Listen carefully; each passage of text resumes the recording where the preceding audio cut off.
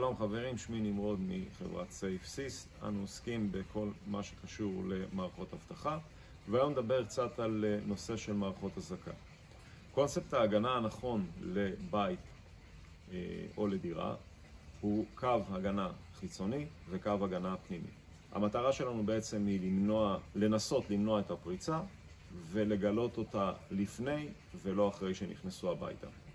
השילוב בין קונספט הגנה חיצוני לפנימי בא לידי ביטוי בכך שאנחנו מגנים על פתחי הבית מבחוץ ומגבים במספר גלאי נפח פנימיים בתוך הבית.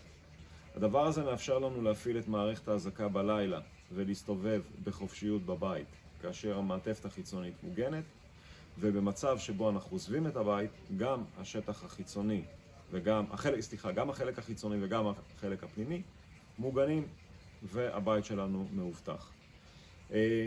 בבתים חדשים שבתהליך בנייה חשוב מאוד למקם את כל נושא האביזרים והגלאים עוד בשלב התכנון המקדים, כך שהם ישתלבו גם ברמה האסתטית וגם ברמה המקצועית במקומות הנכונים והתייחסו לכל הנושא של התראות שווא.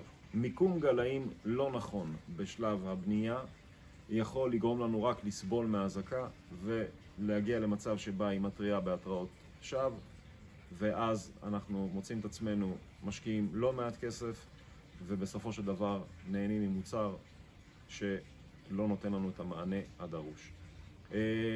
כך שאם אנחנו לוקחים בית חדש וממקמים במקומות הנכונים, יש לנו מערכת מושלמת.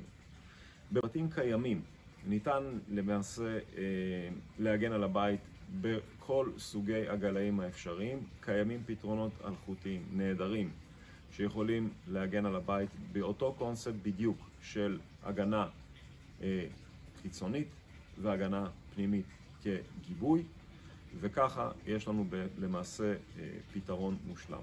כמובן שכל בית קיים הוא בפני עצמו, ונושא התשתיות הקיימות בבית יכולות לסייע. כשאני מדבר על תשתיות, זה תשתיות תקשורת, כמו קווי טלפון, נקודות אינטרנט, נקודות טלוויזיה, שדרכם ניתן להעביר חיווט וגם למקם גלאים קוויים ולאו דווקא אלחוטיים.